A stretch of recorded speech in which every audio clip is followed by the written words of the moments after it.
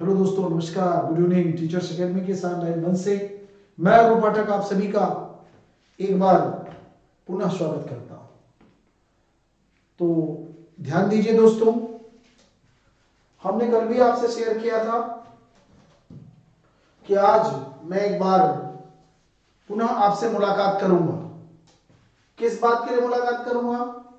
मुद्दा स्पष्ट है कि इतिहास, दर्शन और लेखन ये बड़ा महत्वपूर्ण इशू है और इसके द्वारा हमें यह जानना होता है कि किस प्रकार से लेखन प्रक्रिया। ठीक है दोस्तों, मुद्दा स्पष्ट है कि इतिहास, आप सभी के लिए मैंने कल इसका पार्ट 1 करके पढ़ाया था। क्या पढ़ाया था? पार्ट 1 पढ़ाया था और आज उसी का पार्ट 2 बताना है। ठीक है, पार्ट 1 में हमने बताया किस प्रकार से विचारधारा इब्न खल्दून की, है ना, टाइनबी की रही, है ना। ऐसे ही आप सभी से मैंने शेयर किया कि इतिहास लेखन की 2 परंपराएं।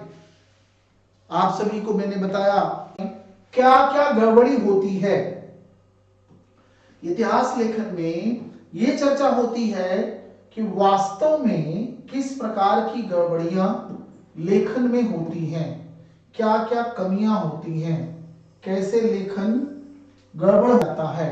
तो गड़बड़ी के रिसोर्सेज ऑफ एरर, गड़बड़ी किस कारण से होती है, उसी बात को मैं लेकर के आपसे उपस्थित हुआ हूं। तो आप जरा देखिए, पक्षधरता या पक्षपात या पूर्वाग्रह, सबसे बड़ी गड़बड़ी का जो कारण बनता है पक्षपात पूर्वाग्रह से है। सूचना देने वाला व्यक्ति सही नहीं रहता बेटा, तो भी गड़बड़ियां हो जाती हैं।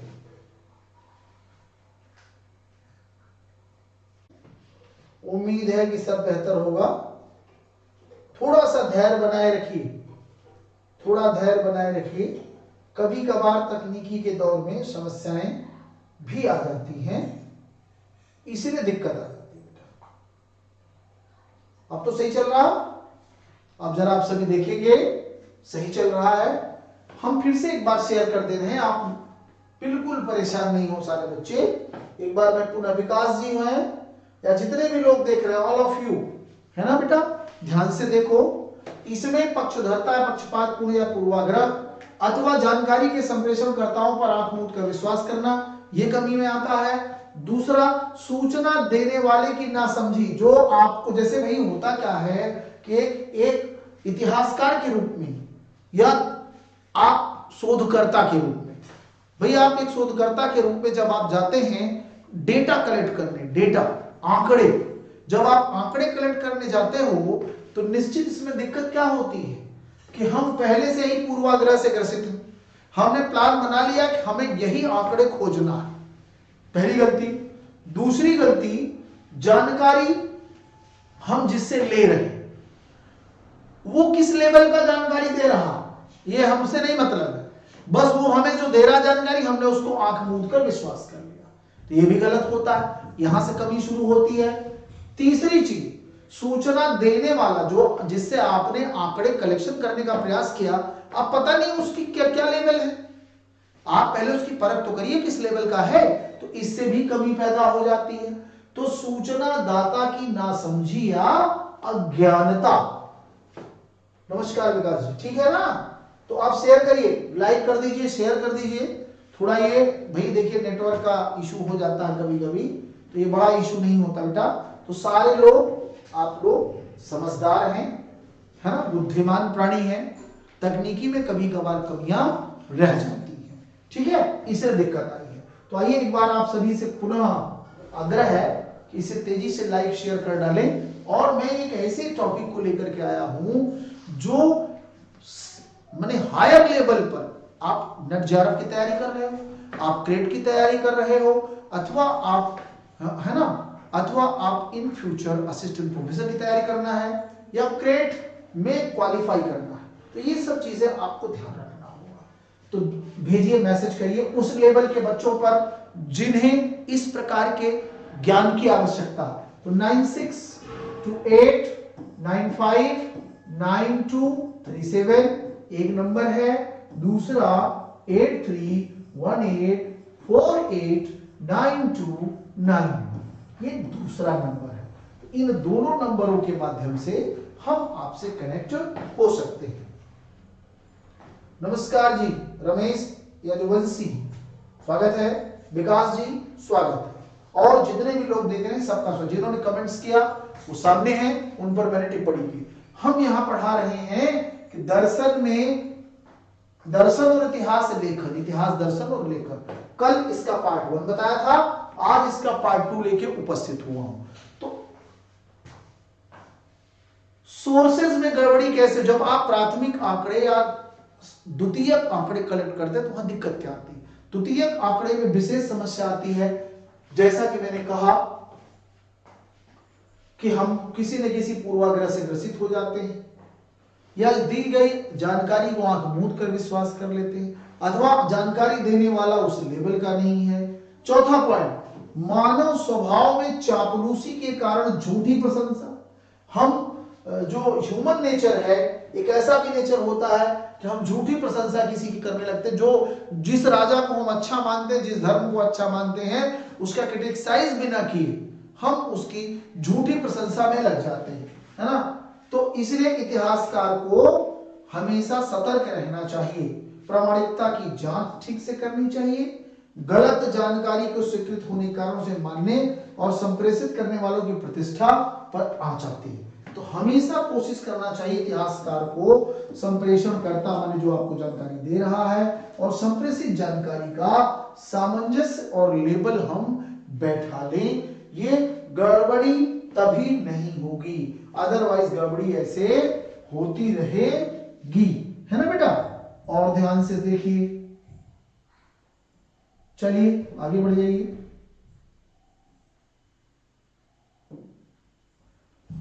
नेक्स्ट,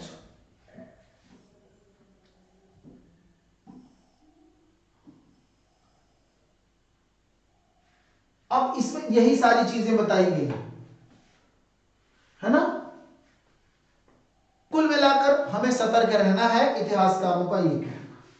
अब जो इतिहास के प्रश्न क्रिएट होते, उन प्रश्नों की मैं बात करूं बेटा, एक बहुत बड़ा इशू इतिहास में होता है बर्लिन क्रांति। ये क्या, बर्लिन क्रांति क्या है?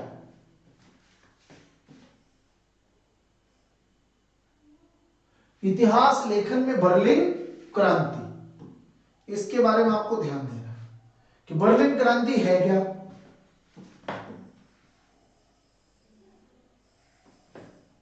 ठीक है, तो अब आपको ये देखना है कि बर्लिन क्रांति क्या है। इतिहास दर्शन में या इतिहास लेखन में बर्लिन क्रांति का बहुत बड़ा महत्व है बेटा, ये आपको ध्यान देना है। देखिए जरा सा, इसमें इतिहास लेखन में बर्लिन क्रांति है क्या। इसमें सबसे जो खास बात है बर्लिन क्रांति की, इसमें इतिहास लेखन में वैज्ञानिकता का समावेश हुआ। बर्लिन क्रांति इसीलिए जानी जाती है। क्यों ऐसा करना पड़ा, है ना, क्योंकि इससे पहले 18वीं सेंचुरी के यूरोप के इतिहास लेखन में कई कमियां थी, जैसे समय के साथ विचारों की परिवर्तन की अनभिज्ञता, इतिहास अध्ययन में संगठन व व्यवस्थापन की कमी, प्राथमिक स्रोत और दस्तावेजों की अनुपलब्धता, है ना। तो इसके अगेंस्ट एक तैयारी हुई 19वीं सेंचुरी में, है ना, जिसमें सावधानी पूर्वक एवं आलोचनात्मक ढंग से मूल्यांकन किया जाने लगा। इस नई आलोचनात्मक पद्धति और स्रोत आधारित ऐतिहासिक अनुसंधान के क्षेत्र में जर्मन एवं डेनिश, इन दोनों लोगों ने कार्य किया, क्योंकि जर्मनी के बर्लिन में इस प्रकार की विचारधारा की शुरुआत हुई थी कि अब से इतिहास लेखन में क्या रखना है, सावधानी पूर्वक डेटा खोजेंगे, दूसरी चीज मिले हुए डेटा की आलोचना करेंगे, पहले क्रिटिसाइज ढंग से उसका मूल्यांकन करेंगे कि भैया क्या ये तथ्यपरक है, और उसके बाद हम क्या करेंगे, मूल्यांकन करेंगे, क्रिटिसाइज करके वैल्यूएशन करेंगे कि क्या ये तथ्य स्वीकार करने लायक है। तो बर्लिन क्रांति में साइंटिफिक चीजें से इतिहास लेखन आया। पहली चीज तथ्यों का क्रिटिसाइज करना, फिर उसका वैल्यूएशन करके फिर हमें आंकड़ों को स्वीकार करना है। यही बर्लिन क्रांति है इतिहास लेखन में। इस धारा के, है ना, रांके और निबूर, रांके, वानपोल्ड रांके और निबूर जैसे विद्वानों का, इतिहासकारों का बहुत बड़ा स्थान है। तो आप सभी अच्छी तरह से जानते होंगे रांके और निबूर को, है ना। इन्हीं दोनों के बारे में कितने लोग जानते हैं? जितने लोग देख रहे हैं इसमें कितने लोग निबूर के बारे में जानते हैं, कितने लोग रांके के बारे में जानते हैं? कमेंट्स प्लीज, कमेंट्स प्लीज बेटा, कमेंट्स करिए तभी मजा आती। क्या आप जानते हैं इन विद्वानों के बारे में? आपको पता है इन विद्वानों के बारे में? देखिए, सबसे पहले मैं निबूर की चर्चा करूंगा, फिर उसके बाद मैं चर्चा करूंगा रांके की। कमेंट्स आए तो भी मजा आता बेटा। देखो ध्यान से, यहां बच्चे इस तरीके से डर के भागते हैं कि कहीं कुछ हम बताएं और गलत ना हो जाए। तो डरना किस बात का यार, ध्यान से सुनो। बर्लिन क्रांति के प्रमुख विचारों में जॉर्ज निबूर का नाम बहुत ही मशहूर है। बर्थोल्ड जॉर्ज निबूर, आमतौर पर इन्हें क्या कहा जाता है? बर्लिन क्रांति के प्रणेता माने जाते हैं। माने आलोचनात्मक इतिहास लेखन के यह प्रणेताओं में एक हैं, प्रणेता माने जाते हैं। इन्होंने ही सबसे पहले, है ना, क्रिटिसाइज माने फिलॉलॉजिकल पद्धति या क्रिटिसिज्म का इस्तेमाल किया और लिवी की पुस्तक की अनेक कमियों को उजागर किया। लिवी ने जो डेटा प्रस्तुत किया था उसकी कमियों को इन्होंने बहुत तेजी से उजागर किया, है ना। इन्होंने कई किताब लिखी, जैसे एक the history of Rome Livy, है ना, तो टाइटस लिवीज। फिर एक किताब इन्होंने और लिखी, किसने? निबूर का, ध्यान रखना। दूसरी the history of Rome, the Roman history. ये दोनों किताबें निबूर द्वारा दिए गए स्पीच पर आधारित पुस्तकें हैं। माने वो जहां फंक्शन में जाकर के बोलते थे उसी के आधार पर यह दोनों किताबें लिखी गई हैं। ध्यान दीजिए बेटा, एक चीज मैं आपसे कहना चाहता हूं कि ये जो इतिहास दर्शन है और लेखन है, ये पढ़ाना नहीं चाहता कोई। इसमें क्या चाहिए? पेशेंस चाहिए पढ़ने वालों का भी, और पढ़ाने वाले के पास तो अनुभव चाहिए, क्योंकि इतने हाई लेवल के शब्द होते हैं, इंग्लिश से कहीं ज्यादा हिंदी के शब्द वजनदार होते हैं और बच्चे समझ नहीं पाते हैं। तो मैंने अपने पिछले 15 वर्षीय अनुभव का प्रयोग करते हुए इसे पढ़ाने का प्रयास किया है और पूरी उम्मीद है कि आप सभी को इससे लाभ जरूर मिलेगा, क्योंकि कॉन्सेप्ट यदि बेटा क्लियर हो गया तो इससे जो कॉन्सेप्ट बेस पे प्रश्न बनते हैं फिलॉसफी के, दर्शन के और लेखन के, वो आपका आसान हो जाएगा। तो आइए, और इन्होंने, निबूर ने और क्या क्या कहा, इनकी विचारों को लेकर के आते हैं, है ना।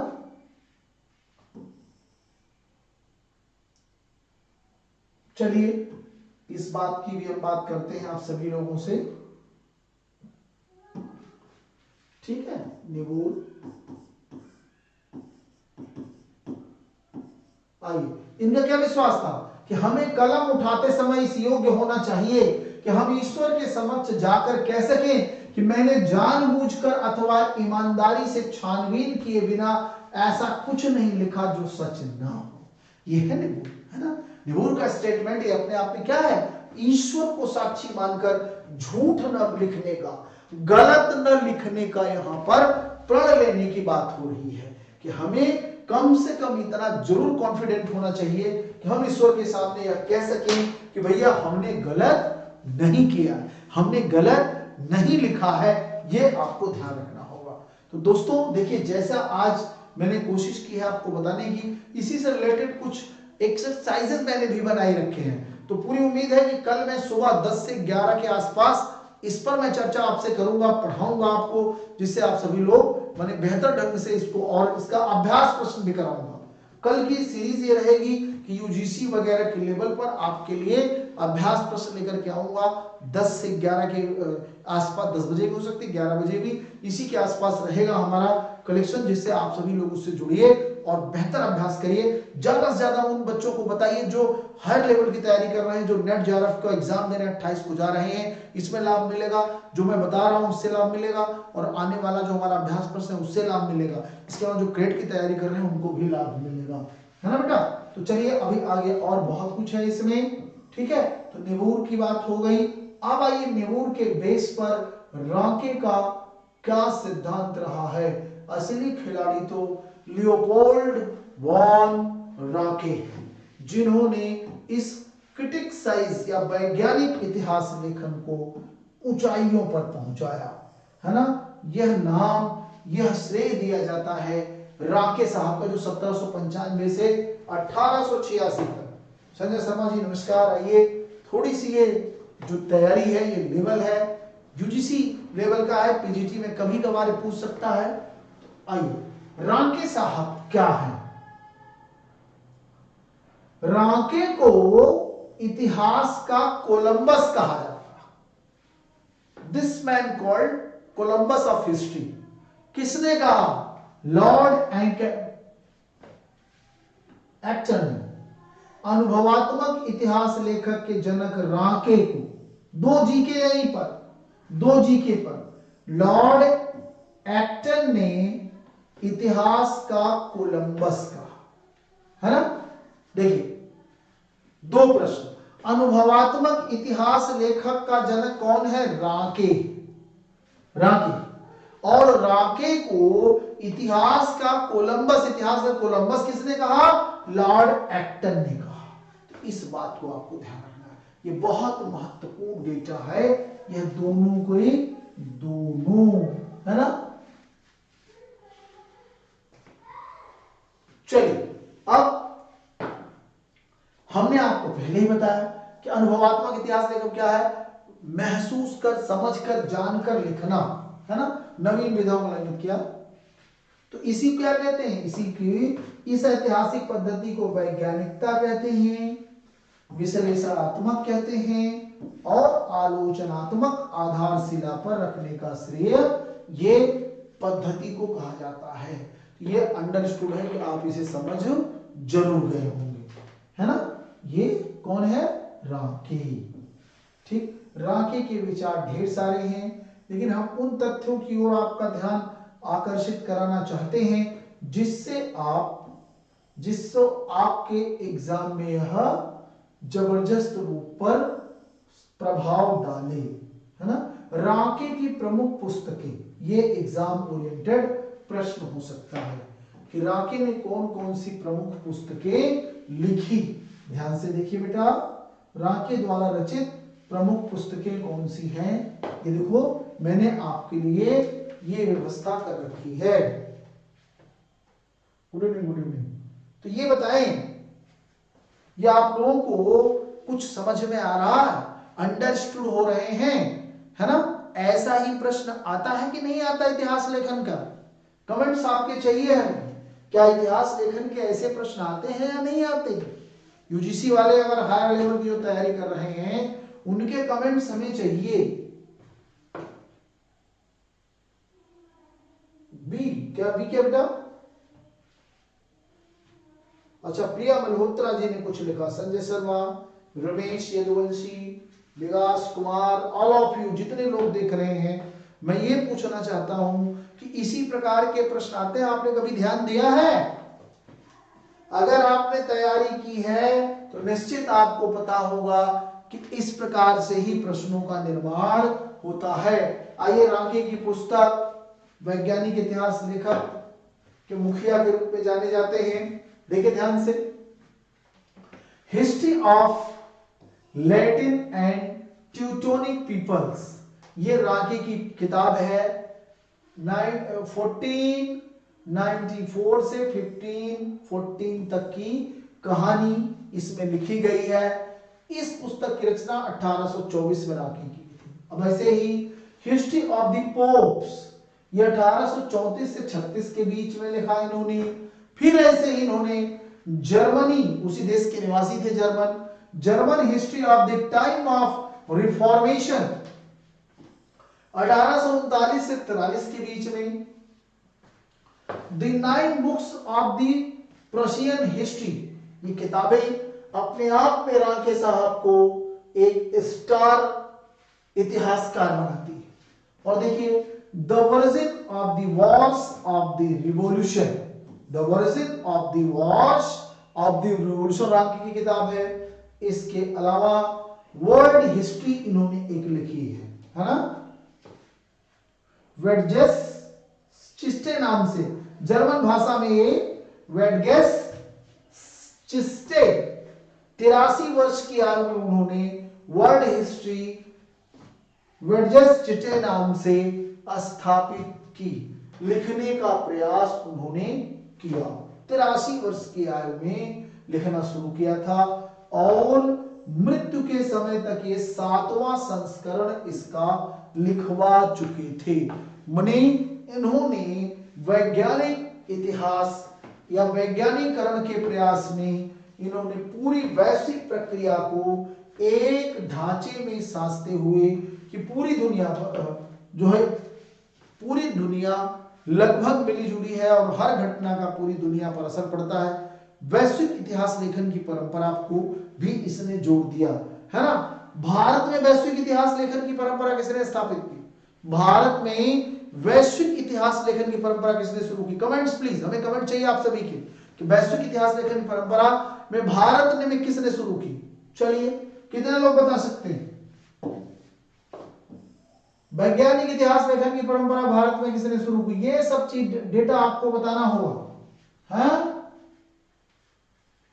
अब जब रांके एक्सपायर हो गए, उनके शिष्यों ने उनका लेखन कार्य किया।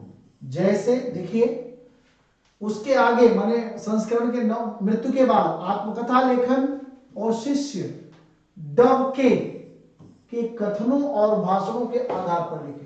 तो डबके ने लिखा, डबके ने, इसने रांके ने सबसे अंतिम में लिखवाए गए शब्द क्या है? गहराई से वैश्विक कोलाहलपूर्ण हलचल देखने से प्रकृति की विशालकाय घटना शक्ति या गढ़न शक्ति कैसे उसने डेवलप किया, गढ़न शक्ति का पता चलता है, जिससे सदियों से मनुष्य की सोच को बांध कर रखा। साधारण परिस्थितियां अकेले कोई निर्णय नहीं कर सकती, महान व्यक्तित्व ही उन्हें प्रभावित करने के लिए आवश्यक है।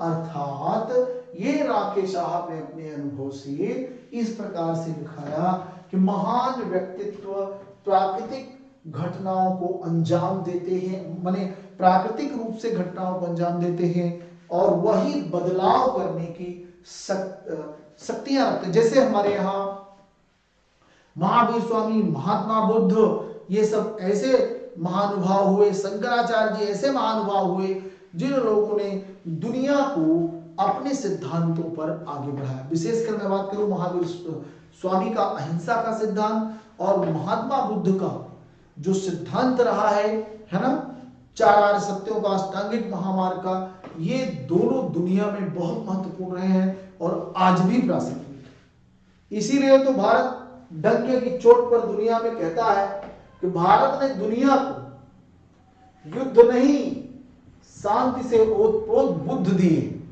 तो हम तो हमेशा शांति के पक्षधर रहे हैं हरदम। ध्यान दीजिए इसको। ऐसे ही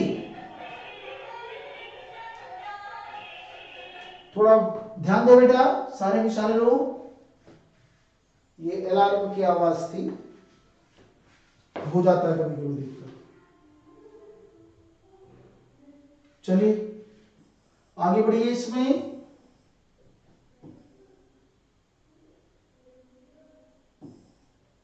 जो आपके एग्जाम के लिए महत्वपूर्ण तथ्य हैं, मैं उनकी बात कर रहा हूं। देखिए रांके के लेखन का क्या क्या प्रभाव पड़ा, राके ने जो चीजें लिखी उसका क्या क्या प्रभाव पड़ा।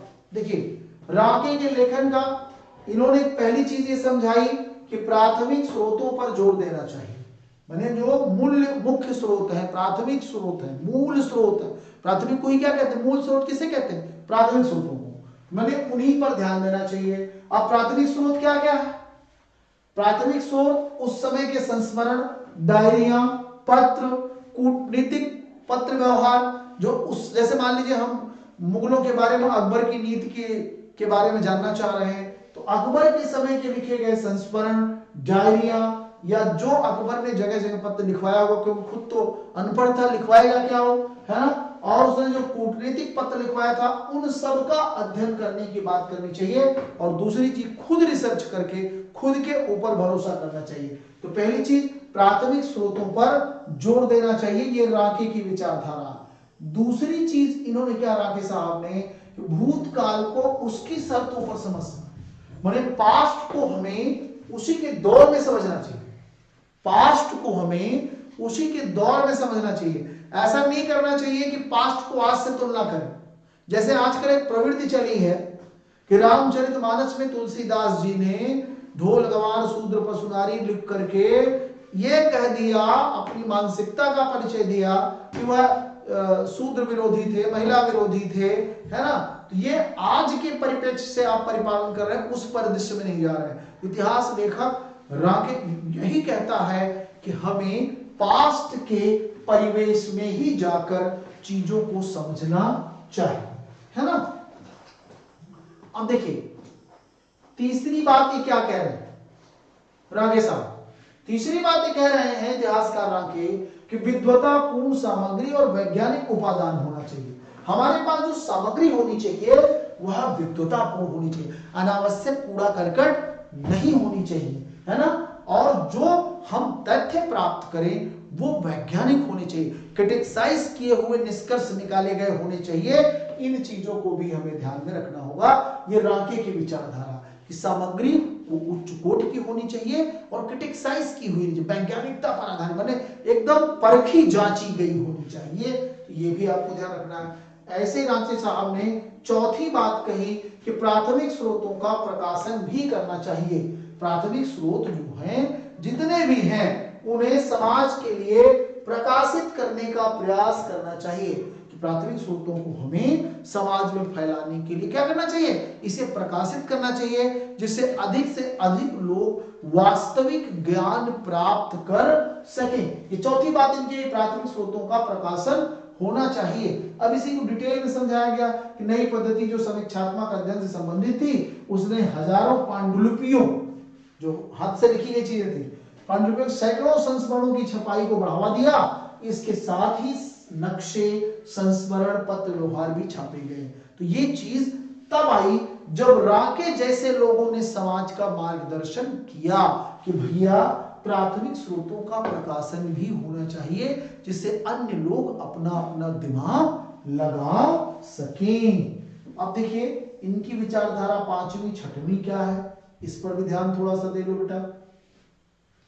देखिए ध्यान से, पांचवी विचारधारा क्या क्या दे रहे हैं कि विश्वविद्यालयों में, ये भी कह रहे हैं राके कि भैया विश्वविद्यालयों में वैज्ञानिक इतिहास को एक मुख्य विषय के तौर पर स्थापित करना हेतु संगठन बनाना चाहिए, है ना।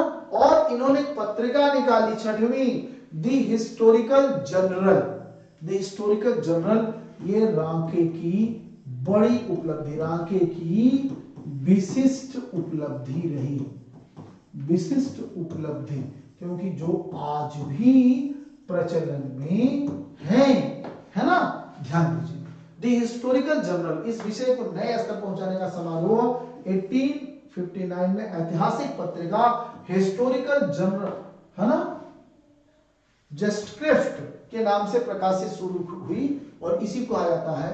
और इसी के प्रथम संपादन में सिबल में लिखा गया, हम एक ऐसी संस्था चाहते हैं जो निश्चित तरीका एवं वैज्ञानिक प्रवृत्ति को प्रस्तुत कर सके। माने ये जो हिस्टोरिकल जर्नल थी, ये जर्मन भाषा में हिस्टोरिक है ना, जेस्टिक्रिफ्ट है, उसको इंग्लिश में द हिस्टोरिकल जर्नल कहते हैं। ये इतिहासकारों के लिए वरदान सिद्ध हो गई, है ना। तो उम्मीद है कि यह आप डेटा समझ पाए होंगे और राके जैसे विचारकों को समझ गए होंगे, है ना। अब देखिए राके का और क्या योगदान है। चलिए, तथ्यों की स्वतंत्रता और प्रधानता पर आधारित वस्तुनिष्ठ लेखन होना चाहिए। राके ये भी कहते हैं कि तथ्य स्वतंत्र होने चाहिए और वस्तुनिष्ठ होना चाहिए, कम शब्दों में होना चाहिए, वस्तुनिष्ठ होना चाहिए, है ना, डायरेक्ट होना चाहिए। कैसा होना चाहिए वस्तुनिष्ठता का मतलब? डायरेक्ट होना चाहिए, बार बार उसको लाग लपेट के साथ नहीं करना चाहिए, ये उनका कहना था। दूसरा इनका स्टेटमेंट एक और है कि राजनीतिक इतिहास को वर्चस्व दिया जाना चाहिए। मैंने राके साहब ने कहा कि भाई राजनीतिक इतिहास को बढ़ावा दिया जाना चाहिए, ये तभी वैज्ञानिकता आएगी। तीसरी बात इन्होंने क्या कह डाली? तीसरी बात ध्यान दीजिए, राजनीतिक रूढ़िवाद, राजनीतिक रूढ़िवादिता भी रहनी चाहिए, क्योंकि अगर आप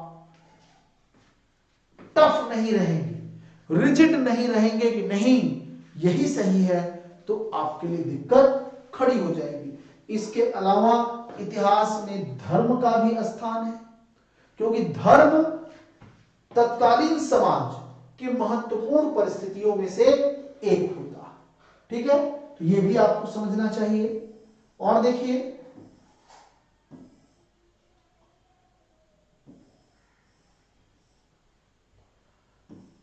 पांचवा कहा, इतिहास में व्यक्तित्व की भूमिका में विश्वास होना चाहिए, व्यक्तित्व पर्सनालिटी को आधार मानकर लिखना चाहिए। छठा कहा, वैश्विक इतिहास करना चाहिए, वैश्विक इतिहास लेखन करना चाहिए, क्योंकि इन्होंने किताब लिखी थी बेटा कि राके ने हिस्ट्री ऑफ पोप से लिखा, तो वैश्विक इतिहास की झलक है। क्योंकि भैया जब वैश्विक लेवल पर घटनाओं का मूल्यांकन करेंगे तो निश्चित ही वह प्रभावशाली होगा और ये आकलन करने में आसानी होगा कि अगर ये घटनाएं इस तरीके से घट रही हैं तो इन फ्यूचर भी खतरा हो सकता है। इसलिए पहले से ही हमें क्या करना चाहिए?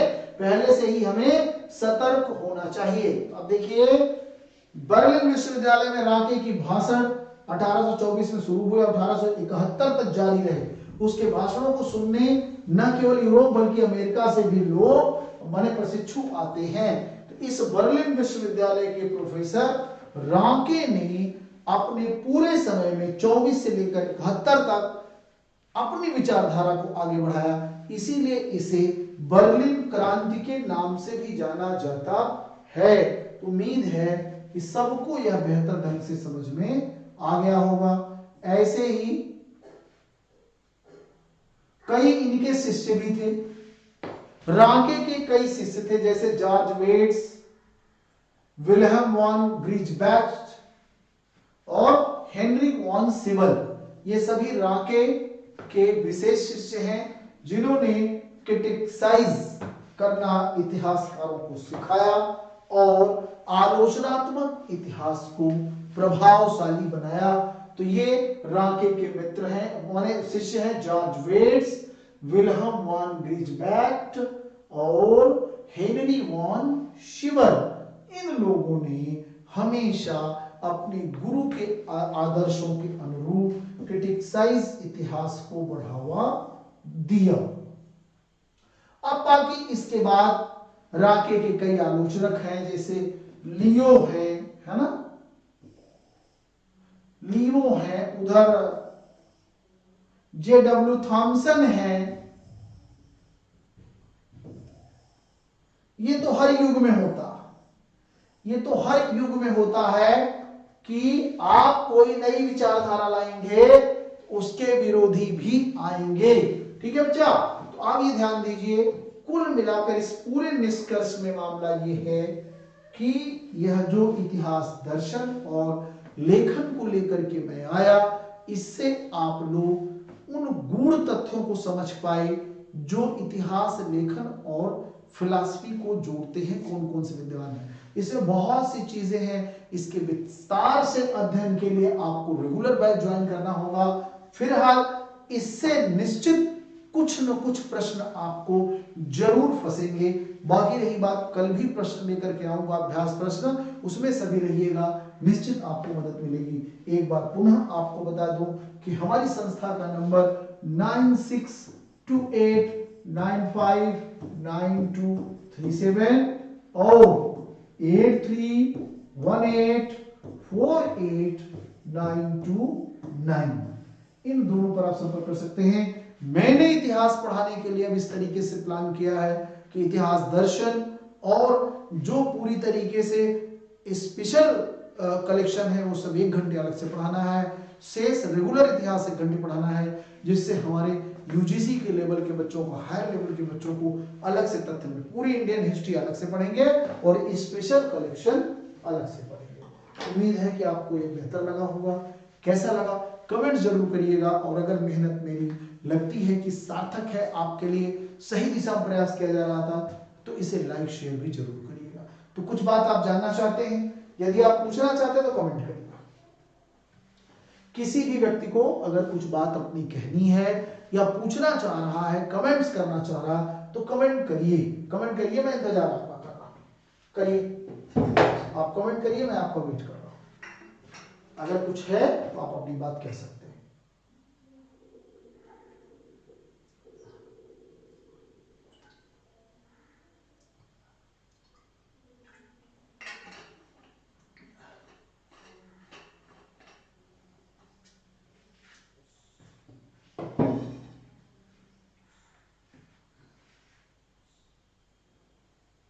Okay, thank you very much. बहुत